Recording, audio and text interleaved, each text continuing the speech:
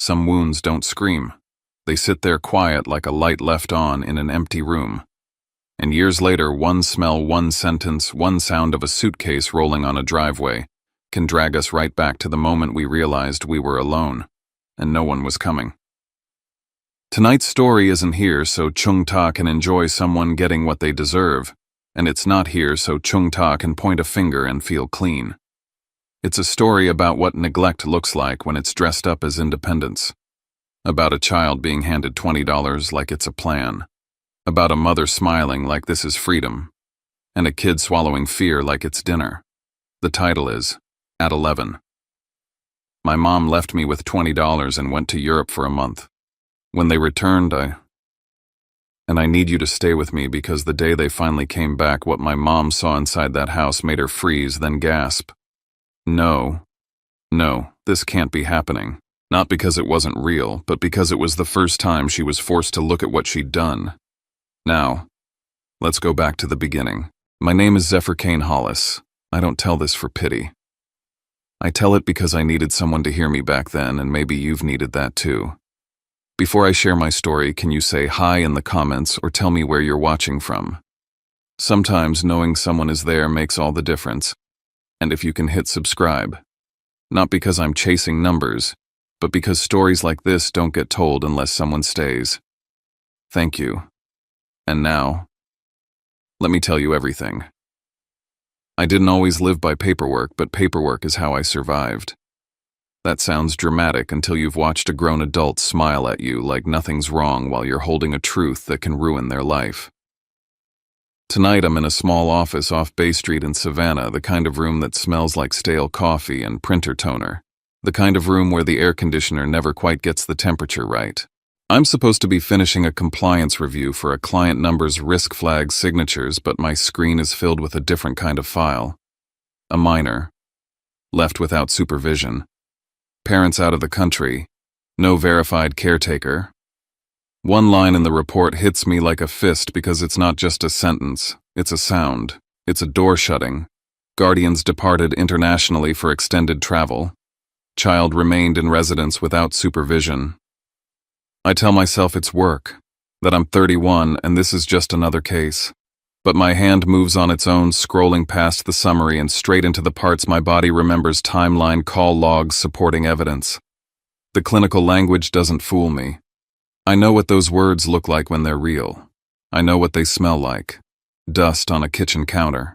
A fridge that hums too loud because there's nothing inside it to muffle the sound. A house that feels bigger every hour you're alone in it.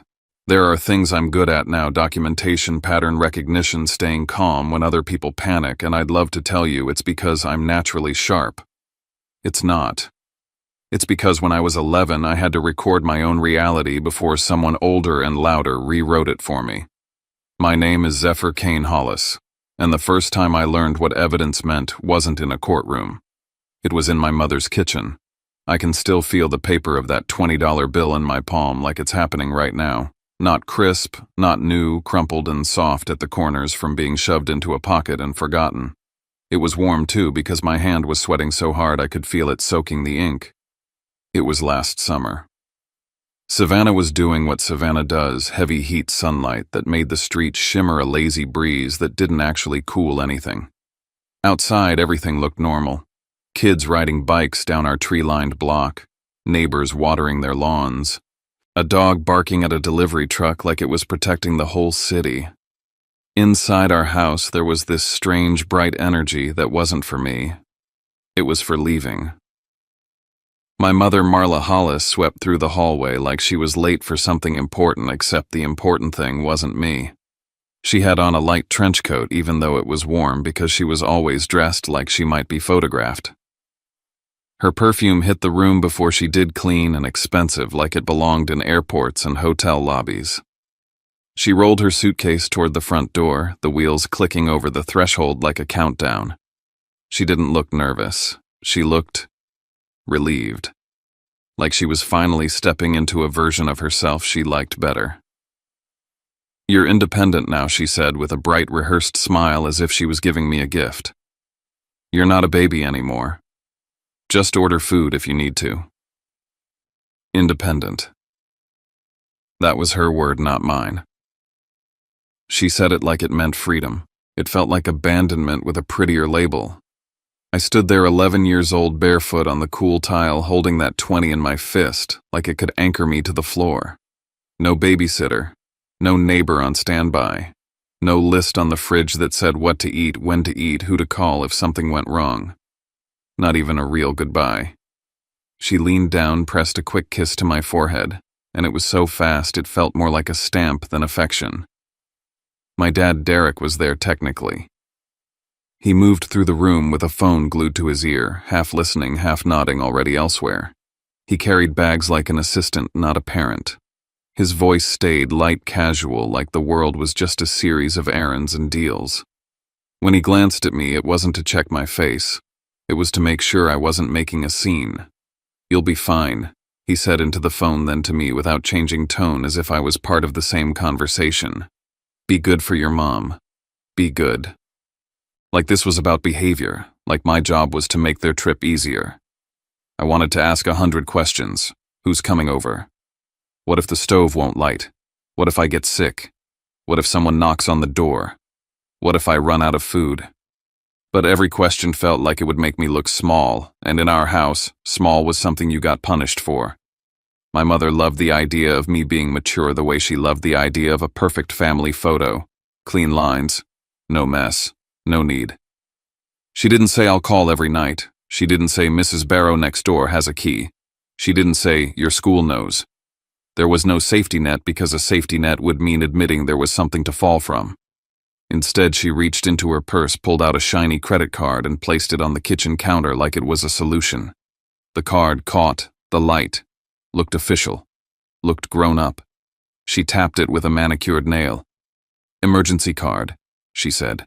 "If you need anything, use that. Easy. Easy." She made it sound like ordering a pizza was the same as being cared for. She made it sound like a piece of plastic could replace a person. I remember staring at that card and feeling a tiny flicker of relief anyway, because when you're 11 and scared, you grab whatever hope you can. I didn't know yet that hope can be a prop. I didn't know yet the card was just there, so she could tell herself she'd handled it. She hoisted her suitcase handle. Derek grabbed his keys without ever looking at the pantry. My mother stepped out onto the porch, and right before she crossed the threshold, she lifted her phone, angled it toward herself, and snapped a quick photo her face, the sunlight the doorway behind her. Like she was documenting the moment she became free. I saw it in the reflection of the hallway mirror. I saw the little pause as she checked the shot, adjusted her smile, and then slipped the phone away. Then the suitcase wheels rolled down the driveway. The car doors shut. The engine started. The sound of their laughter faded into the warm summer air like it had never belonged to my house in the first place. I stood in the hallway with the 20 in my hand, listening to the emptiness settle. It didn't rush in all at once. It crept. It filled the corners. It sat on the couch cushions. It hovered by the kitchen counter where the emergency card waited like a lie. "I'll be fine," I said out loud to nobody. I said it like saying it could make it true. My voice echoed in the hallway and came back smaller. I walked to the front door and watched my neighborhood through the glass, normal lives moving past normal parents inside houses with lights on. I waited for my phone to buzz. A "call me when you're settled." A "love you." Anything. Nothing came. That's when the question I didn't want to ask pressed against my ribs. What happens if the only safety they left me is fake? The lock clicked once like punctuation. The silence after it felt like the first page of a file being opened, and I was the only person in that house who knew I'd just become a case. The first problem hit me about 10 minutes after the taxi pulled away. I didn't even make it to the couch before reality started peeling the paint off my mother's independent speech. I stood at the kitchen counter, phone in my hand, staring at the shiny emergency card like it owed me something. My stomach was already tight, not from hunger yet, but from the kind of fear that makes your body brace for impact. I opened the food delivery app my mom used when she didn't feel like cooking. It still had her saved addresses, her favorite orders, her little notes like extra napkins. I entered the card number carefully, trying not to breathe too loud, and hit pay. Declined. I blinked like maybe the screen was wrong. I tried again. Declined. I switched apps. Declined. I tried one more because denial is a stupid kind of hope and I had nothing else. Declined. I flipped the card over looking for instructions, a sticker, anything. There was nothing. No PIN. No activation number.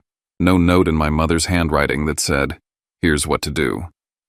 Just a clean, untouched piece of plastic that looked prepared and wasn't. My fingers started to shake so badly I had to set the phone down. I remember thinking very clearly that I wasn't just alone. I was alone with a dead lifeline. A flotation device with no air. I checked the fridge like food might have appeared while I wasn't looking. Half a bottle of salad dressing, a few wilted grapes. Leftover takeout in a container that smelled sour when I opened it. I closed it fast. I opened the pantry, lined up what I saw like it was inventory, 2 cans of something I didn't recognize, 1 can of soup, a box of cereal that felt too light, peanut butter, with a thin smear left, bread that was already starting to go stiff. I did the math without calling it math. If I was careful, if I rationed, if I didn't grow too fast, if I didn't get hungry the way kids are supposed to get hungry, I could make it stretch. Day 1. I tried to turn it into a game because games make you feel like you chose the rules. I sliced the bread as thin as I could, spread peanut butter so carefully it barely covered the surface, and told myself real survivors knew how to make things last. I poured cereal into a bowl and stared at it for a second like it was precious, then ate it slowly, trying to trick my stomach into gratitude. I even laughed once, an ugly little sound, thinking someday I'd tell this story, and it would sound wild and impossible, and people would say, "No way." By the end of that first afternoon, it stopped being funny. The house wasn't just quiet. It was loud in the wrong ways. The refrigerator hum, the air conditioner clicking on and off, the creak of floorboards when I moved like the house was paying attention. I turned the TV on just for noise and let random daytime shows fill the room so I wouldn't have to hear my own breathing. At some point, I wandered toward the hallway where the phone sat on a little table. We still had a landline then, mostly for show, mostly because my mom liked the idea of a proper home. My eyes landed on a small note taped beside it. I hadn't noticed it earlier because I wasn't looking for traps yet. The paper was pale yellow, the handwriting neat and sharp, my mom's. It said, "Don't bother the neighbors. Don't embarrass me." I read it twice like maybe I was misunderstanding. The words didn't change. They just got heavier. That was when something in me shifted. Because it wasn't just that she'd left. It was that she'd left me with a rule designed to keep me quiet. A little leash made of shame. A reminder that her reputation mattered more than my safety.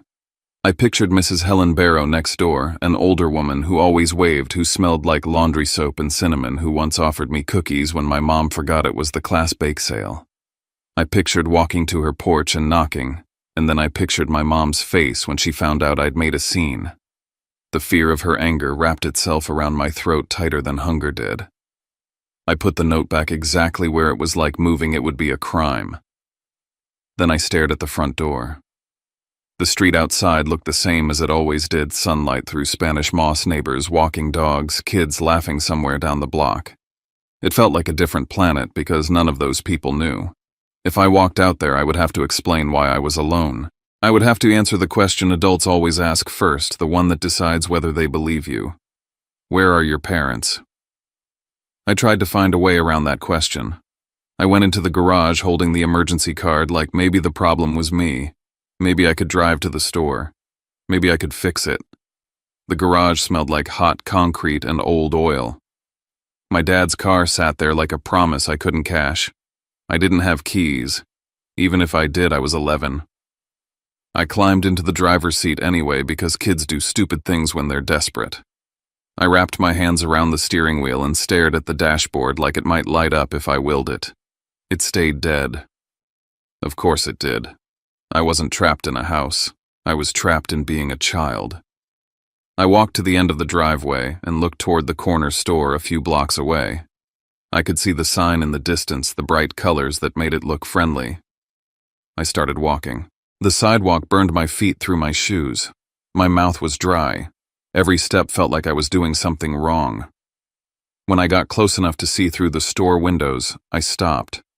I saw the owner behind the counter, an older man who knew everyone's name, the kind of adult who asks questions because he's bored and because he cares. I imagined him seeing me and smiling and saying, "Hey buddy, what can I get you?" And then, "Where's your mom today?" My heart started hammering so hard it made my ears ring. I turned around before I ever touched the door. I walked home with my shoulders tight like I was sneaking back into a place I didn't deserve.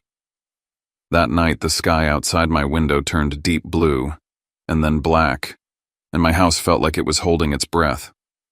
I sat on the living room carpet with the TV still running and the cereal box beside me because it felt safer to be close to food even if there wasn't much. My phone stayed silent. No check-in. No good night. No, did you eat? The only proof my parents still existed was the note by the phone telling me not to tell anyone they'd left. I went to my mom's laptop like maybe there was a code somewhere, an email about activating the card, something that made this make sense. The screen lit up with her LifeWork emails stacked like they were the most important thing in the world, travel confirmations, calendar reminders. I found her itinerary. I found hotel names. I found a reservation email that made my stomach drop because it proved she didn't plan to come back in a few days. She planned a month, a real month, 30 nights.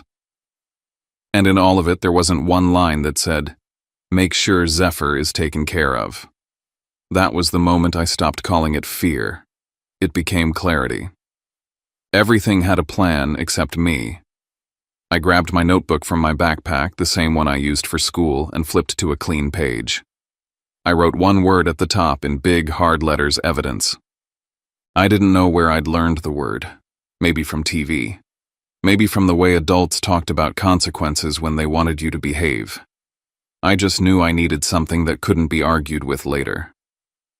Under the heading, I started writing like a report. Date. Time. Parents left for Europe for 1 month. Left me with $20. Emergency card declined, not activated, no PIN, no babysitter, no neighbor informed, no check-ins, pantry inventory. I listed what I had left down to the last half-empty cereal box because numbers feel safer than feelings. As I wrote, my hands steadied, my breathing slowed. The house didn't get warmer, and my stomach didn't fill, but something in me stopped floating. I had a page. I had proof that I was here. Proof that this was happening. Proof that if something went wrong, it wasn't because I was dramatic or ungrateful or not independent enough. I stared at the word evidence until my eyes burned. Then I looked around my kitchen, the dead card on the counter, the quiet phone, the empty spaces where a parent should have been, and a new kind of question formed sharper than hunger. If this is a file, who do I hand it to? And when adults finally look at it, will they believe the kid? Or will they believe the people who left him behind? By the second morning, my body started learning a new schedule, one my mother hadn't planned for. Wake up hungry, stand up too fast, and see the room tilt. Pretend you're fine because the alternative is admitting you're not. I washed my face in cold water until my skin stung, then stared at myself in the bathroom mirror like I could talk strength into my eyes. 11-year-old me looked smaller than I remembered. My cheekbones were sharp in a way they hadn't been before, and my lips were dry from breathing through my mouth at night. I packed my backpack slower than usual because moving slow made the day feel like it might last longer, like I wasn't racing toward the moment someone would notice something was wrong. I kept telling myself I just had to get through school. School was structure. School was people. If I could act normal, there maybe the rest of it would stay contained. The walk to the bus stop felt like walking through someone else's life. Savannah was bright and casual, the kind of morning where neighbors waved with coffee cups and kids argued about summer plans. I watched a dad tie his son's shoe on the curb like it was nothing, like care was the most natural thing in the world. My stomach clenched so hard it hurt. Not jealousy exactly, more like confusion. Like I'd been dropped into a place where the rules were different and nobody bothered to explain them to me. In class, hunger didn't feel like an empty stomach. It felt like fog. The teacher's voice came through like a radio in another room, and the words on the board didn't settle in my brain the way they normally did. I kept my face smooth anyway. I smiled when the other kids joked. I nodded when someone asked if I'd finished a worksheet. I learned in real time how to laugh without letting it touch my eyes. At one point, I stood up to sharpen my pencil, and a wave of dizziness rushed over me so fast I grabbed the edge of my desk. My vision pinched at the corners dark for a second, then snapped back. I sat down like nothing happened, like I hadn't just felt my own body betray me. When lunchtime came, I realized I'd made a mistake I couldn't hide as easily. Kids don't notice much until they do, and lunch is when they're looking. I opened my bag and found the sad little sandwich I'd packed bread so thin it felt like paper peanut butter spread like a stain. No fruit, no snack, no drink besides tap water in a bottle I'd rinsed too many times. A boy behind me leaned over and wrinkled his nose like he'd smelled something weird. "That's it?" he asked, half joking. My cheeks burned. I shrugged like I didn't care. "I'm not that hungry," I lied, even though the lie made my stomach growl in protest. Mrs. Klein, my homeroom teacher, stopped by my table while I chewed slowly, dragging time out like I could make food appear if I was patient enough. She watched me a little too long. Teachers have a look when they're adding things up in their heads, and I saw it flicker across her face. "Zephyr," she said gently, "did you forget your lunch money today?" Her voice was soft, but the question felt like a spotlight. A couple kids glanced over. I shook my head fast. "No, ma'am. I'm good." She didn't move right away. "You seem a little off. Everything okay at home?" That was the door, the simplest door in the world.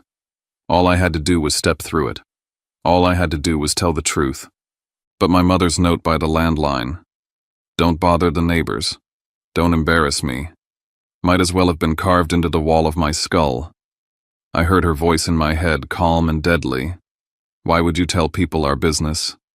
Do you know what that makes me look like?" I forced a small smile.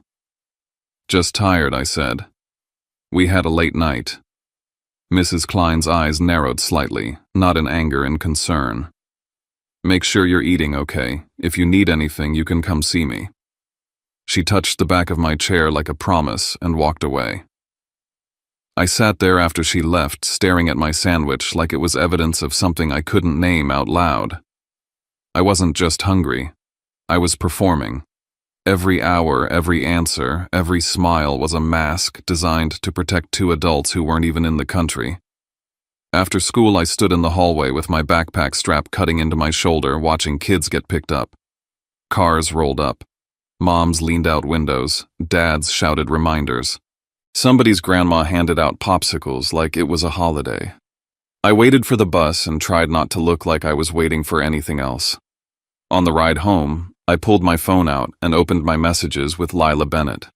Lila was my best friend, the kind of friend who knew my favorite candy and the exact way I liked my haircut. Her name glowed on the screen like safety. My thumbs started moving before I could stop them. I typed "My mom left. I'm alone. I don't know what to do." Then I stared at it, my throat tightening. I imagined her reading it. I imagined her mom reading it over her shoulder. I imagined it spreading through the tiny web of parents who all knew each other in Savannah. I imagined my mother coming home to whispers to looks to the kind of pity she hated more than anything. I deleted the whole thing until the text box was empty again. I tried again. I typed, "Can you come over?" I erased that too. In the end, I sent something harmless, something that sounded normal. "Hey, did you do the math homework?" The little delivered checkmark appeared. No reply. I stared at my screen until it dimmed. Then I locked the phone like it was a weapon I didn't know how to use. The silence from my best friend didn't mean she didn't care.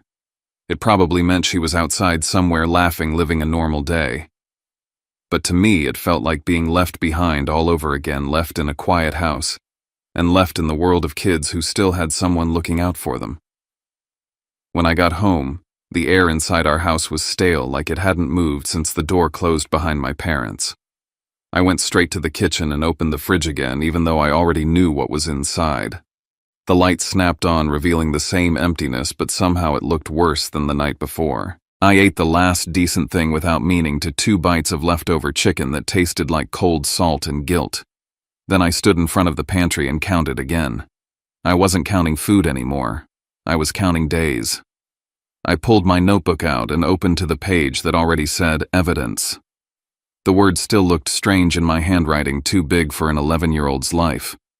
I wrote with the blunt precision that made me feel steadier. Day 2. 8 thin peanut butter sandwich, cereal water. No calls, no check-ins. Card declined. I didn't write. I'm scared. I didn't write I miss them. I wrote facts because facts couldn't be argued with later. That night I went to my mom's laptop again. I told myself I was looking for the pin. I was. But I was also looking for proof of something that would make this feel like less of a choice and more of a mistake. I clicked through her email and found what I didn't want to find: confirmations for flights booked weeks earlier, hotel reservations across multiple cities, a color-coded calendar titled Europe Reset. It wasn't spontaneous. It wasn't a last-minute emergency. It was planned, polished, and protected. And in all those emails there was still nothing about me. No sitter, no neighbor check-in, no arrangement. Then I saw something else. An automatic message from my school system with a subject line like guardian acknowledgement required. It was dated before they left. A notice about a policy update, something parents were supposed to confirm with a click. It had been opened. Not confirmed. Just opened and left there like everything else that required responsibility. My stomach turned. That was when the last bit of hope fell away. This wasn't an accident. This wasn't forgetfulness. This was a decision made in advance. I sat back in the chair and stared at the screen until my eyes watered.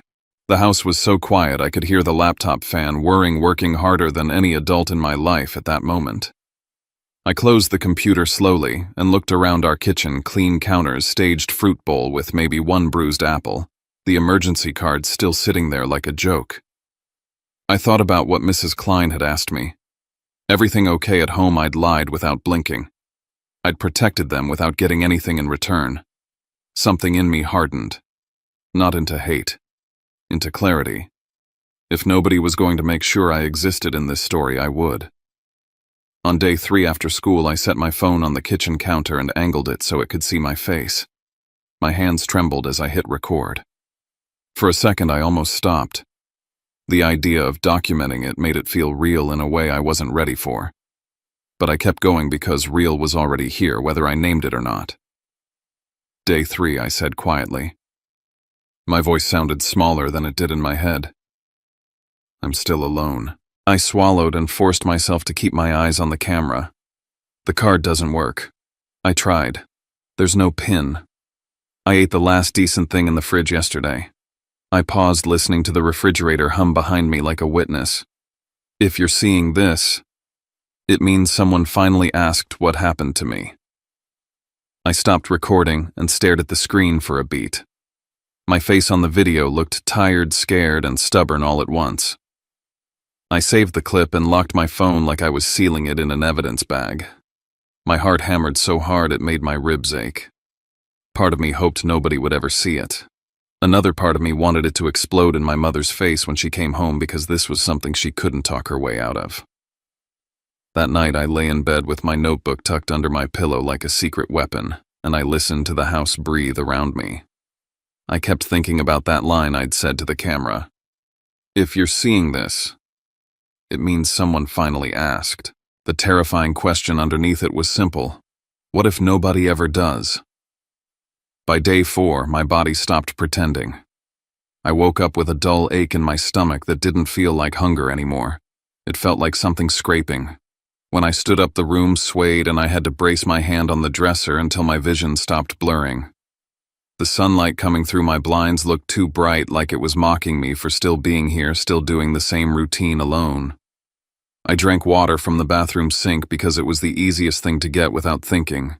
My hands shook so much the water splashed onto my shirt. I stared at the wet spot and felt my throat tighten with a kind of anger that didn't have anywhere to go. At school, the fog in my head got thicker. The teacher was talking, the class was moving pencils, scratching chairs, scraping, and I was floating above it like I wasn't fully in my own body. The board might as well have been written in another language. When I tried to copy notes, my handwriting came out uneven. I was aware of my own slowness in a way that made me panic because being noticed was dangerous. Being noticed could lead to questions. Questions could lead to the truth.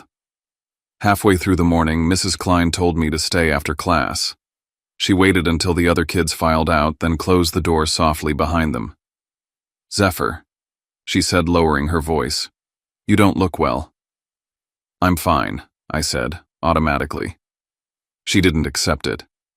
"You've been pale all week. You didn't really eat at lunch yesterday. You got dizzy the other day. I'm sending you to the nurse." My stomach dropped. "I don't need yes." "You do," she said. Not harsh, just firm. "And I'm going to call home." The word home made my chest seize. I followed the hallway to the nurse's office like I was walking toward a cliff edge. The room smelled like antiseptic wipes and stale mints. The nurse took one look at me and her expression changed. "Sweetheart," she said, "did you eat breakfast?" I nodded too fast. "Yeah." She held my gaze like she'd been doing this long enough to know when kids lied to survive. "What did you eat?" I tried to answer and realized I couldn't come up with something believable. "Cereal," I said finally, because it was true, just not enough of the truth. She checked my temperature, then took my blood pressure, and the cuff squeezing my arm felt like a question I couldn't dodge. She asked for my parents' numbers. I gave them, my voice steady even though my insides were shaking. I watched her dial. I watched her listen. I watched her frown when it went to voicemail. She tried again. Same result. She wrote something on a clipboard with a slow, deliberate motion, the kind that becomes a record. "I'm going to leave a message," she said. "And I'm going to notify the front office that we can't reach your guardians." My mouth went dry. "They're busy," I blurted too quick. "They travel a lot." She didn't argue. She just nodded in that careful way adults do when they're trying not to scare a child while their mind is already moving toward a bigger protocol. "Okay," she said, "but we need someone to check on you." I went back to class with a pass in my hand and a new weight in my chest. I could feel the school system clicking into place around me, slow at first, like gears catching. The office would document the missed calls. The nurse would log the symptoms. Mrs. Klein would remember my face. And if my parents didn't respond, the school would keep trying. Not because they were dramatic, because this was what responsible adults did. On the walk home, I tried to tell myself I could still hold it together until my parents came back. I was repeating that lie when my foot caught on an uneven piece of sidewalk. I stumbled hard, my backpack pulling me sideways, and for a second, the world lurched. I threw my hands out and managed not to fall, but the shock of it sent my heart racing. It wasn't the near fall that scared me. It was the thought that followed like a shadow. If I hit my head, if I broke something, if I couldn't get up, no one would know. No one would be there to take me to a doctor. No one would sign anything. No one would even be able to say when it happened. When I got home, I went straight to my notebook and wrote it down like a report. Day 4. Time approximate. Nearly fell, due to dizziness. No adult supervision. Risk injury with no immediate care. I added a note to take a photo if anything happened again. It felt insane documenting my own danger like it was a job, but it also made me feel less like prey. If I couldn't control what happened, I could control what was recorded. Later that afternoon, I tried to open one of the cans in the pantry. I didn't have a proper can opener because my mom never cooked anything that required one. I used a dull kitchen knife the way I'd seen people do in movies, which was the kind of decision an 11-year-old makes when he's hungry and nobody is there to stop him. The blade slipped. Pain flashed white-hot across my finger. I froze, staring at the thin line of blood like my brain couldn't process it. Then the blood started running faster and panic rose in my throat. I wrapped my finger in paper towels and pressed hard, breathing fast. My mind sprinted ahead to the worst case with the same cold logic I'd learned from my own fear. Infection, stitches, hospital, no parent, no consent, no ride. The paper towel turned red and I felt my chest tighten until it hurt. I didn't cry. I couldn't afford crying. I sat on the kitchen floor and pressed my finger until the bleeding slowed, then cleaned it as best I could with water and soap, biting down on the inside of my cheek to keep from making noise. When I finally stood up, I took a picture of the cut with my phone. The image looked wrong, like it belonged to a different kid's life. I added it to a folder I created and named something simple: proof. Then I sat at the table and wrote the details into evidence with the same numb precision. Day 4. Cut finger attempting to open can. No can opener available. No adult present. Fear level high. That evening my phone buzzed. For a second my heart lifted, ridiculous and hopeful. Then I saw it was a notification. A new post. My mother. The photo loaded slowly, and when it sharpened I felt something snap inside me. She was standing in front of a famous landmark, sunlight on her face, hair perfect, smile wide like she'd been waiting for someone to look. The caption was breezy, celebratory, like she was talking to an audience. Finally free for a month. Free. Not miss my kid. Not checking in. Not can't wait to come home. Just free, like I was the thing she'd escaped.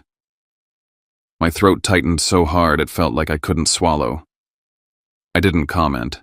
I didn't respond. I took a screenshot. I saved it. I stared at the timestamp and wrote it down beside the rest of the facts. Day 4. Mother posted. No contact. At some point the $20 bill in my wallet started feeling like an insult. It wasn't money. It was a prop. Still on day 5, I walked toward the corner store again because my body was getting weaker and I couldn't pretend it wasn't. The air outside was thick and humid and every step felt heavier. When I reached the store, I stood just outside the door watching the normal flow of people inside, parents buying snacks, a teenage boy grabbing a soda, an older woman counting change. I could have walked in and bought bread and something cheap. I could have avoided questions by acting confident. But then I saw Ms. Pilar Gomez behind the counter. She'd seen me before a few times with my parents, always polite, always quick. Her eyes landed on me through the glass and stayed there a beat too long, like her instinct was already catching on. She stepped closer to the counter, head tilting slightly. Even through the closed door, I could feel her question forming. "Are you okay? Where are your people?" My heart pounded. I turned away before she could open her mouth. I walked back home with my fists clenched, furious at myself and furious at the invisible leash my mother had left around my neck. Don't embarrass me. Don't bother the neighbors. Don't let anyone see. When I got back to my house, the mailbox flag was up. There was an envelope inside with the school's logo on the corner. My stomach dropped as I slid it out. It was a notice, formal language, something about inability to reach guardians, request for confirmation, follow-up required. The kind of paper adults take seriously. I stood in the doorway reading it, and I felt the world shifting again, gears turning faster now. The landline rang that evening. The sound was so sudden I jumped. It rang again, then again, filling the quiet house like an alarm. I stared at it across the room. If I picked up, I might hear the school. I might hear a responsible adult asking a question I couldn't dodge anymore. If I didn't pick up, I might lose the only chance for someone to notice before something worse happened. The phone stopped ringing. My chest burned with regret so sharp it felt like pain. A moment later, my cell buzzed with a missed call from an unknown number, then a second missed call, then a voicemail notification. I didn't listen. Not yet. I couldn't. My fear had become its own cage, and I was the one holding the lock. I went to the kitchen, opened my notebook, and wrote the new facts anyway because facts were the only thing that didn't punish me for existing. Day 5. School attempted contact, mail received. Calls missed, parents still unreachable. I looked at the page, at the hard lines of my own handwriting, and I realized I'd built something bigger than a diary. I'd built a record that could outlast denial. That night I set my phone on the counter again and recorded the quietest video I'd ever made. Not because I wanted drama, because I was starting to feel in my bones that this was moving toward a moment I couldn't stop. I didn't know if the next knock on my door would be rescue or trouble. I only knew it was coming. The knock came when I least expected it and when I needed it the most. It wasn't a polite tap either. It was the kind of knock that carries urgency, the kind that makes your heart leap before your brain catches up. The doorbell rang once, then again, then the knocking came back, 3 sharp hits that sounded too loud in a house that had been swallowing sound for days. I froze in the kitchen with cereal dust on my fingers and a bandage wrapped around my cut like a cheap reminder that I could bleed in this house and nobody would know. The TV was on low in the living room, some daytime show laughing in the background, and the contrast made my skin crawl. My first instinct was to disappear.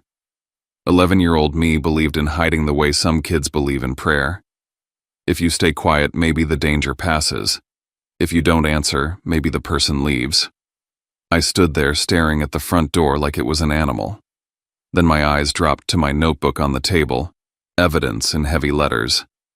I thought about the missed calls, the school letter, the nurse's clipboard, the voicemail I hadn't listened to because I was terrified of the questions it would bring. If I didn't open that door, I wasn't protecting my parents anymore. I was protecting the lie that I was fine. I was protecting the silence. The bell rang again. My stomach clenched. I wiped my hands on my shorts, took one breath that felt like swallowing glass, and walked to the door. I cracked it open just enough to see who was there, keeping the chain latched like the thin strip of metal could keep my life from spilling out. A man stood on the porch in a green jacket with the school crest stitched on the chest. He had a messenger bag slung across his shoulder and a badge clipped to his collar. Not a cop, not a neighbor, not a stranger in the wrong way. A school adult, the kind who belongs in hallways and offices that smell like dry erase markers. Zephyr Hollis, he asked, voice calm but serious. My throat tightened. Yeah. He gave a small nod like he'd confirmed a detail on a file. I'm Adrian Vance. I'm the school counselor. He didn't smile the way adults usually smile when they want something from a kid. He looked focused. Can I come in for a moment? I've been trying to reach your parents. My brain scrambled for the quickest lie. They're at work. They're busy. They're asleep. But the words tripped over each other because I couldn't make them sound real. They're not here, I said instead, too flat. Mr. Vance's eyes flicked over my face, my posture, the way I held myself like I was bracing for impact. He didn't push yet. Okay, he said gently. Can I step inside? I hesitated, then unlatched the chain. The door opened wider, and with it the smell of the house came out, stale air, old cereal, the faint metallic tang of dried blood on my finger. He stepped into the entryway and paused, taking in the quiet the way someone takes in a room after an alarm stops ringing.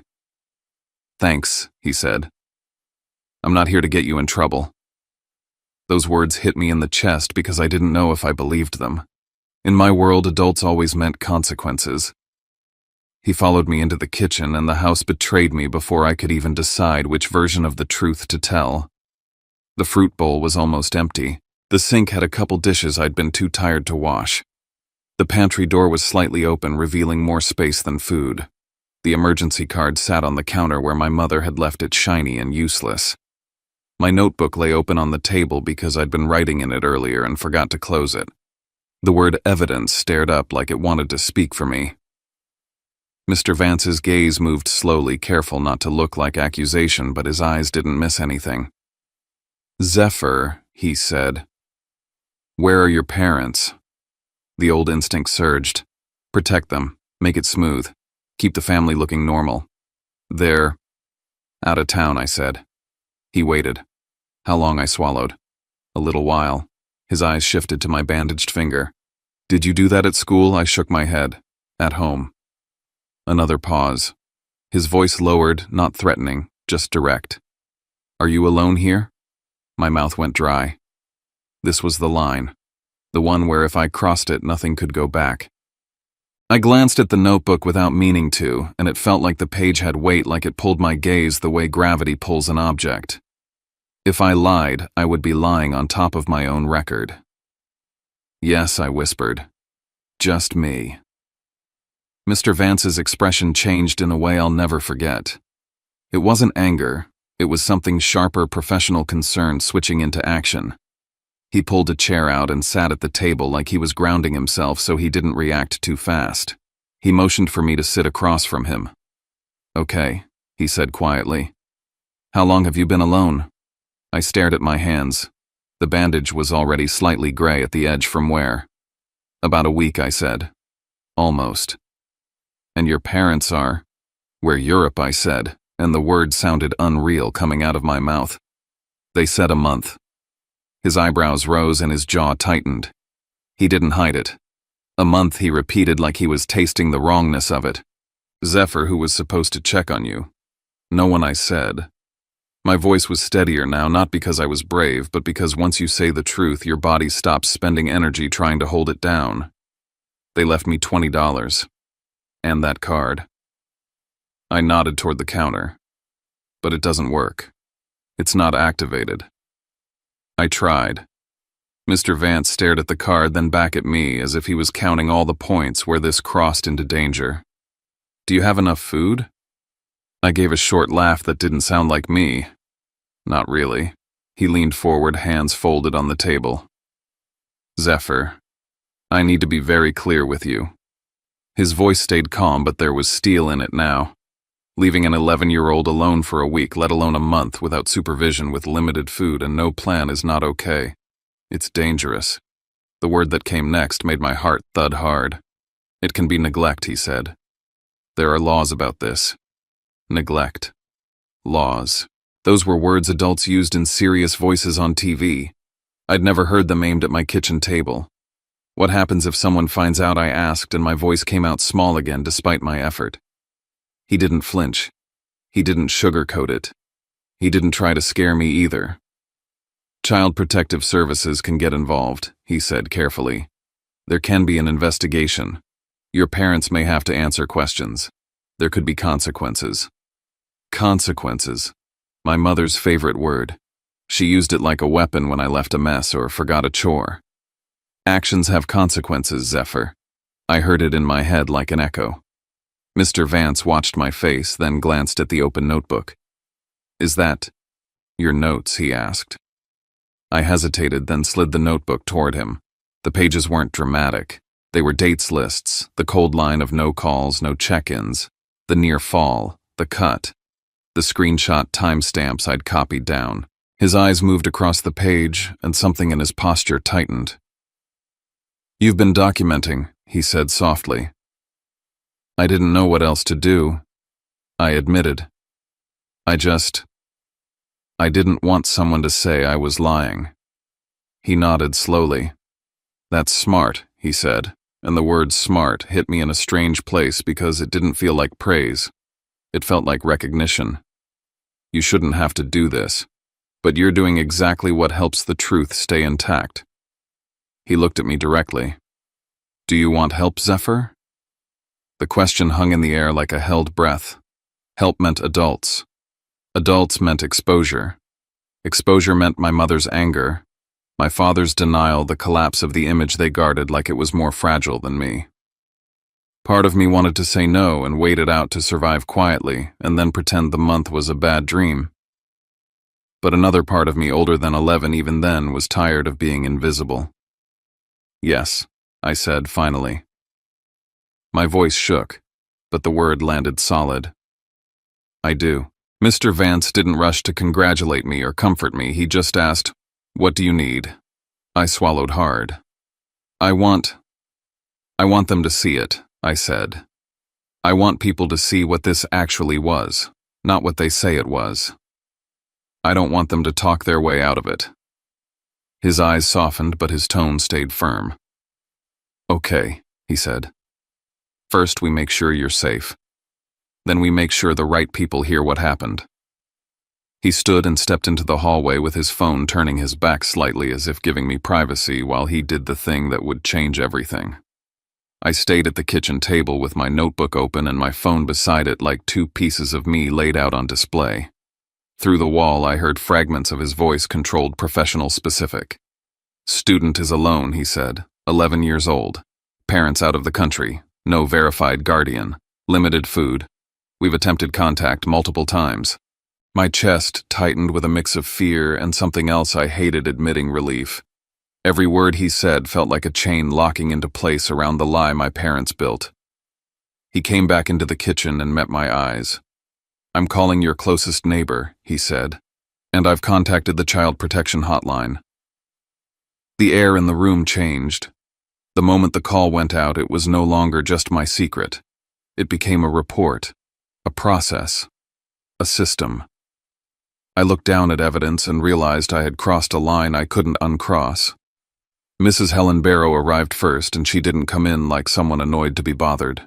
She came in like someone who'd just realized a child had been drowning next door while she watered her plants and waved hello. Mr. Vance opened the door for her, and she stepped into my kitchen with both hands held close to her chest, as if she was trying not to break something fragile. She was in her late 60s, hair pulled back, wearing a loose cardigan that smelled faintly of vanilla and laundry soap. Her eyes found me immediately, and I saw the shock hit her face in layers.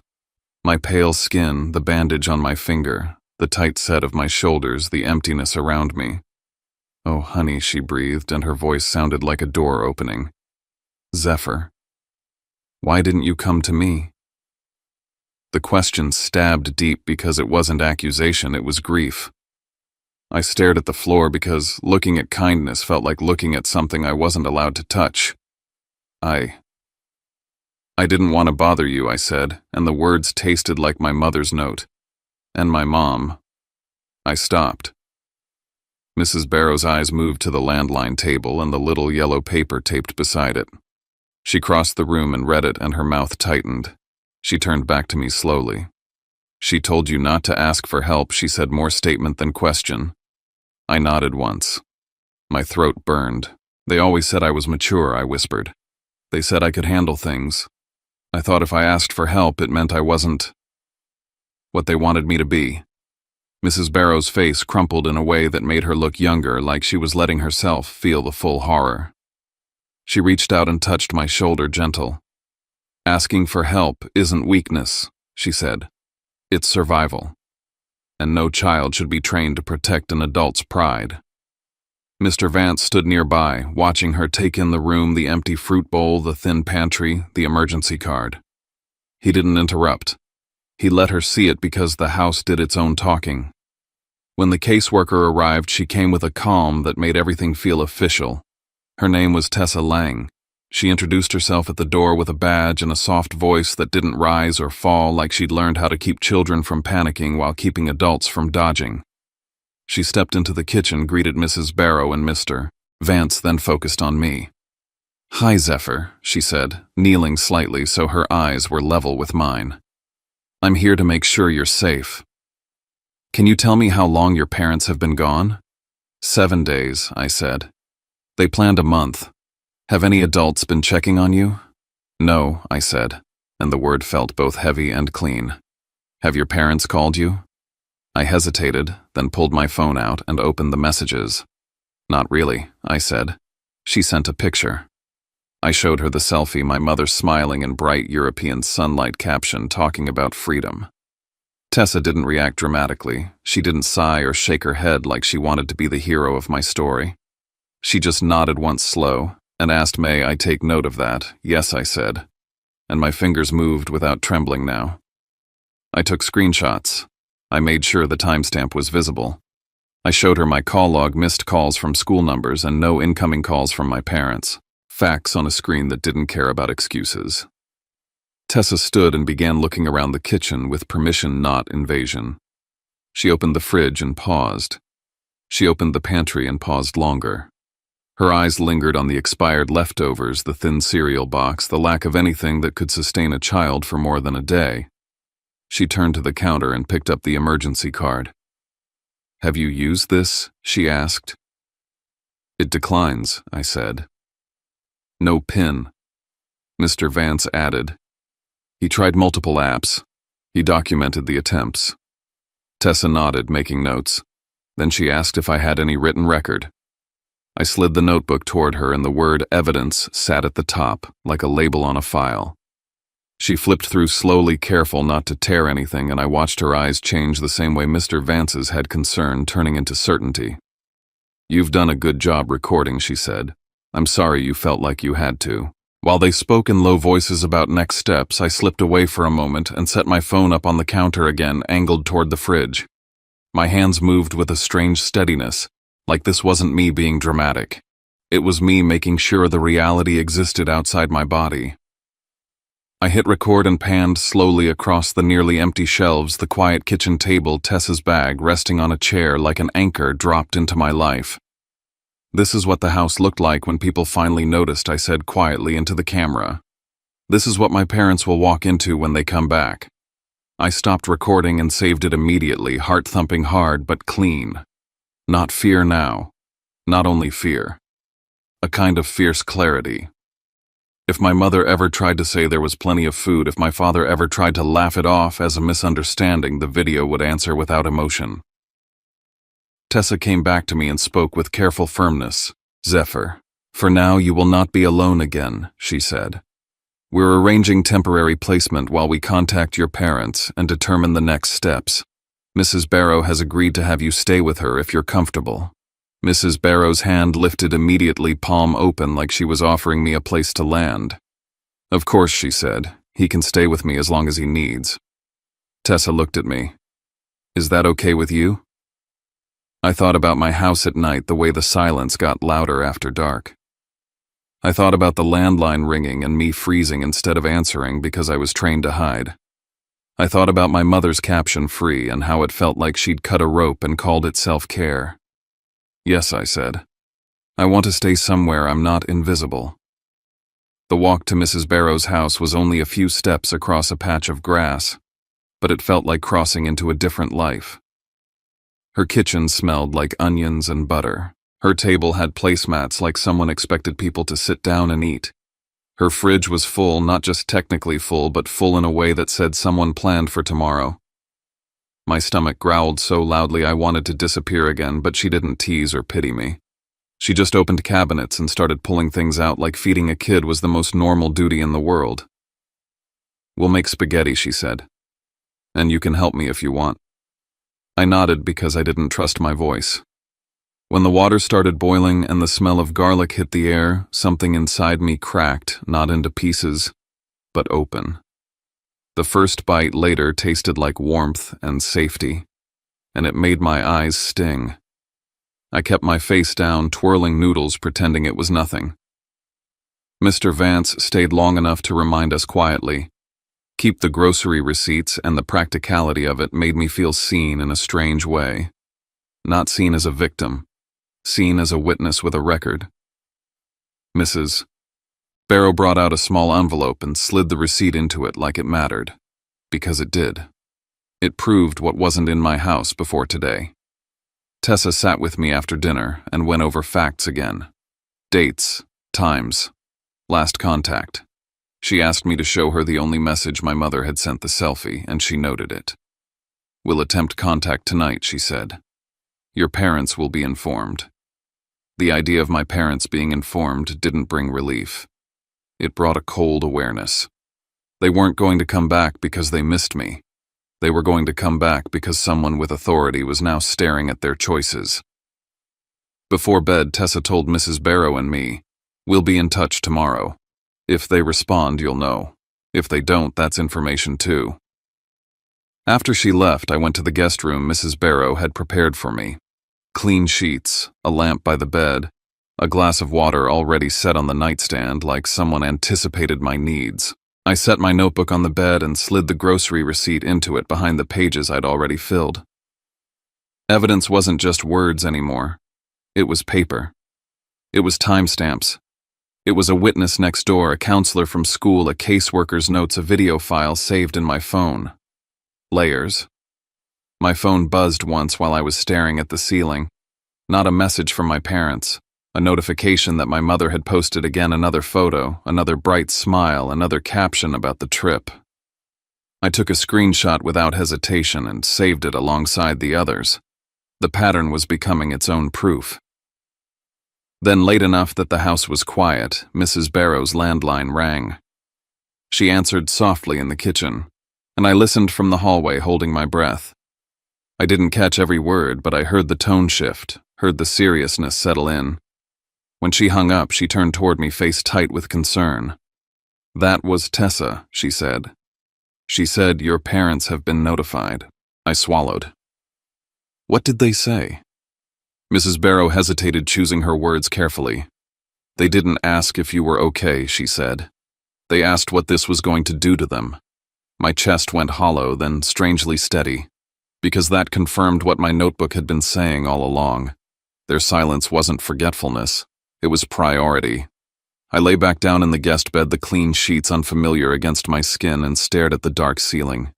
Somewhere out there across an ocean, my parents were being told that their month of freedom had turned into an investigation. And I could already feel the next part coming, like distant thunder calls, excuses, anger, maybe tears. Not for me, for the image they were about to lose. We went back to the house the morning they returned. Walking through the front door after days away felt like stepping into a version of my life that had been paused mid-breath. The air was stale, the rooms too quiet, the light unchanged, as if nothing important had happened here. But everything had. The kitchen was no longer just a kitchen. It had been turned into a place where truth would sit in plain sight and refuse to move. Tessa Lang arrived first, followed by her supervisor, Renee Maddox. Mr. Adrian Vance stood near the counter with his folder from the school tucked under his arm. Mrs. Helen Barrow stayed close to me, not touching, just present like a steady wall at my back. CPS placed their thick file on the table, the sound of it landing echoing louder than it should have.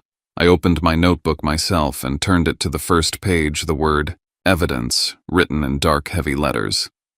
I set my phone beside it, the screen already awake, paused on the first frame of the video from day 3. My own face stared back at me from the screen, smaller, paler eyes too serious for an 11-year-old. Tessa asked quietly if I was sure. I nodded. I didn't want this handled around me. I wanted it handled in front of me. The sound of tires on the driveway came next, then the slam of car doors, then voices light and casual floating through the walls like nothing inside them was about to break. My heart started to pound, but my head stayed cold. I knew the order of things now. I knew the timeline better than anyone. The front door opened.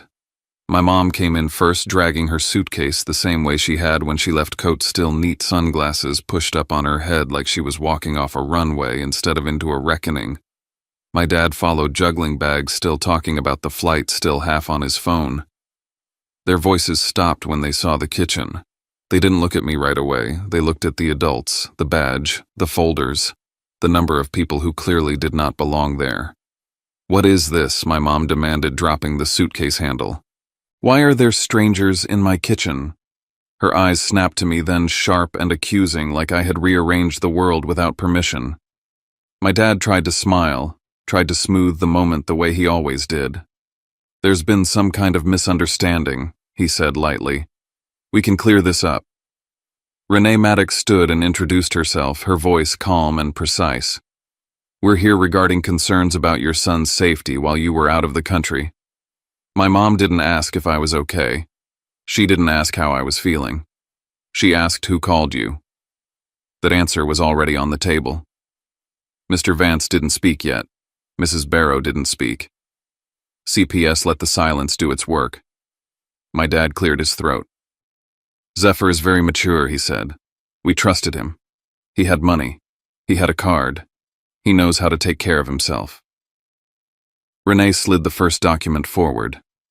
"This is the activation record for the emergency card," she said. It was never activated. No PIN was set. Another page followed. "These are transaction attempts showing the card was declined when Zephyr tried to order food." Another. "These are photographs of the refrigerator and pantry taken during the first week of your trip." My mom crossed her arms.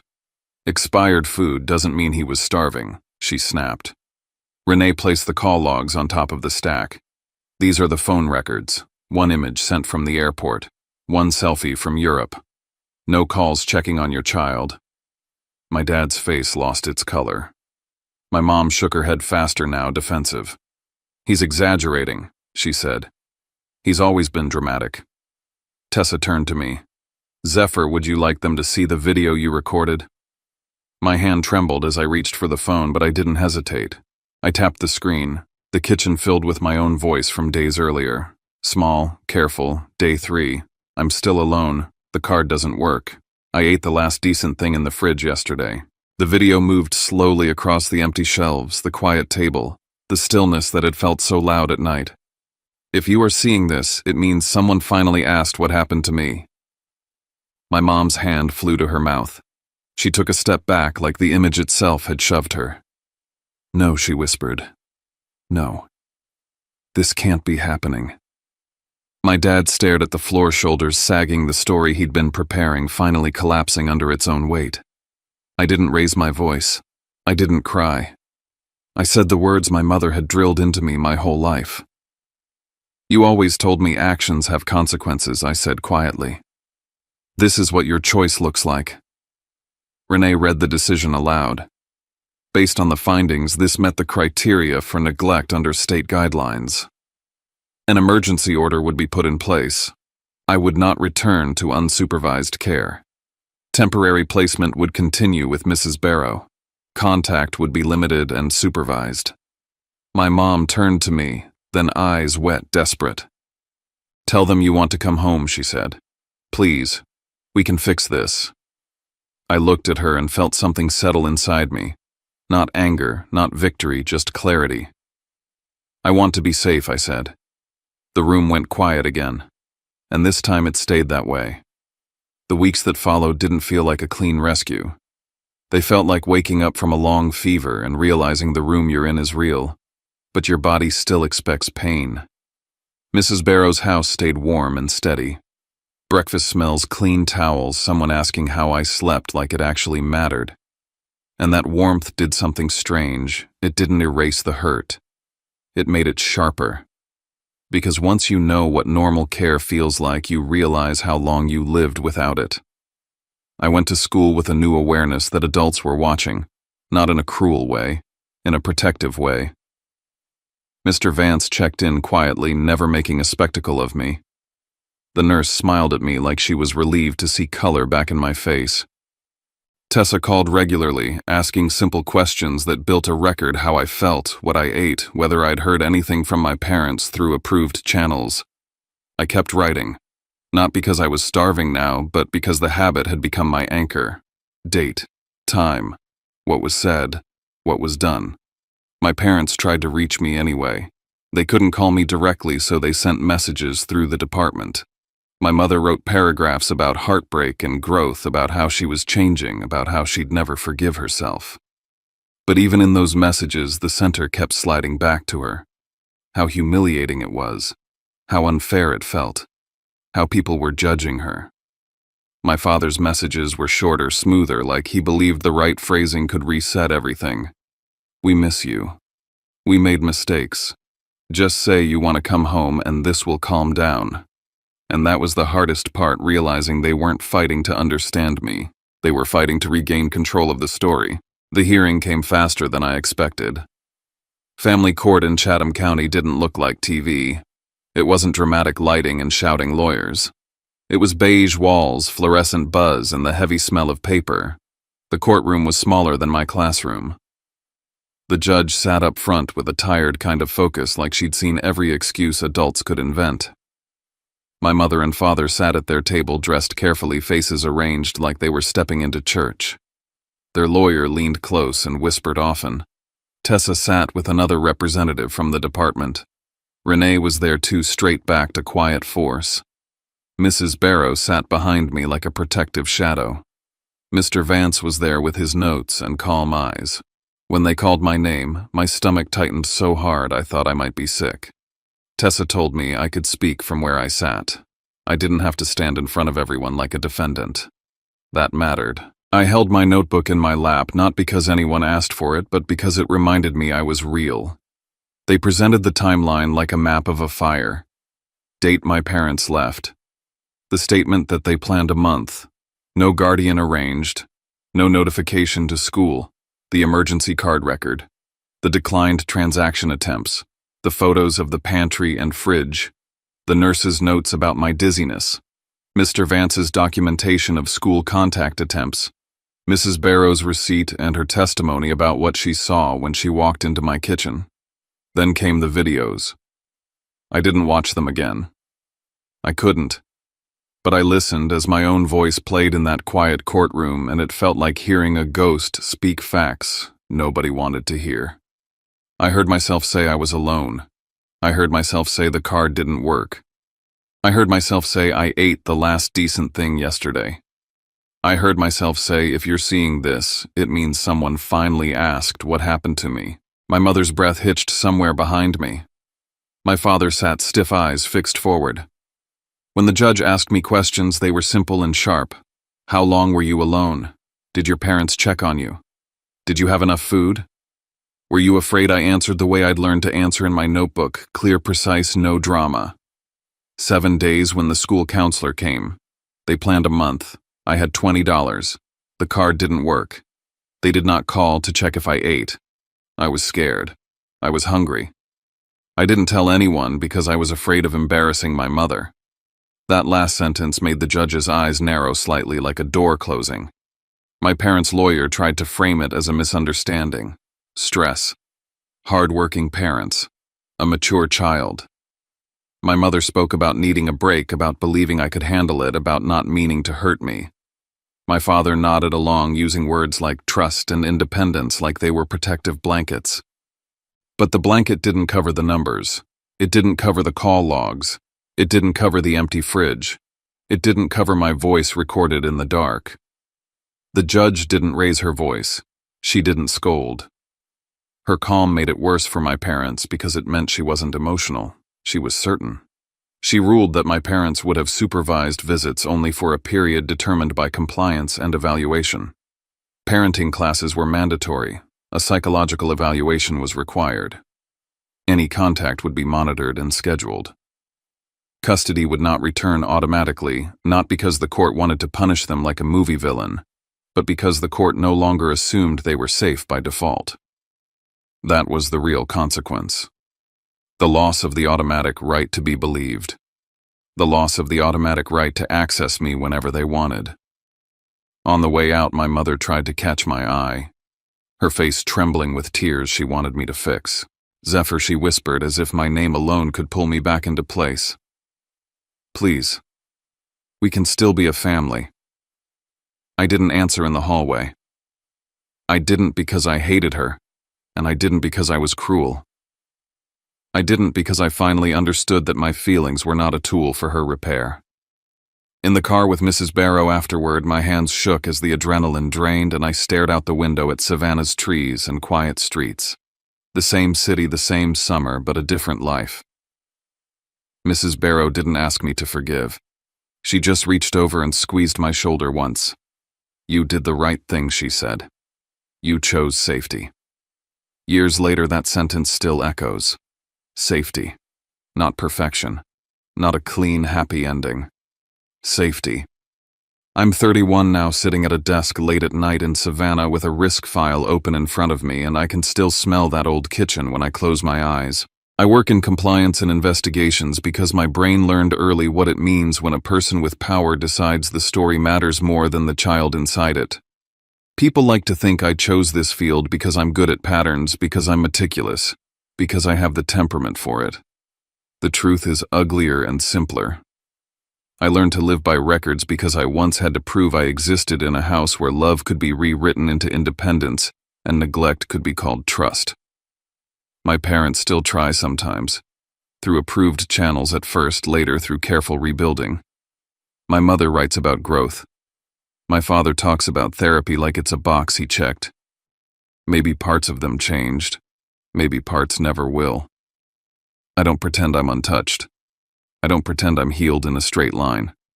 But I know what I know. The day they came home expecting souvenirs and stories, my mother walked into a table covered in proof and a room full of adults who refused to let her talk her way out of reality. When she gasped, "No. No. This can't be happening," she wasn't reacting to a sudden disaster. She was reacting to finally seeing what had been happening the entire time since the moment she chose a plane ticket over her child. And the only reason she had to see it was because I stopped being the kid who carried their image. I became the kid who carried the truth. When I think back on that summer, what stays with me isn't just the hunger or the silence. It's how quickly a child can learn to disappear, and how one steady, ordinary act of kindness can pull them back into the light. If there's anything we carry out of stories like this, maybe it's a softer kind of courage, the kind that looks like noticing, asking one more question, leaving a door open without demanding an explanation. We don't always get the ending we imagined, Sometimes we just get a chance to be safer, to be seen, to start again with clearer boundaries and a little more care. And if you're listening with your own memories pressed up against your ribs, I hope you know you're not strange for feeling it. You're human. If you'd like to be part of a corner of the internet where stories are heard without being judged, you can subscribe and stay with us. And if you want, leave a few lines in the comments where you're watching from or what this brought up for you. I read more than you think. Thank you for sitting with me, and I'll see you in the next story.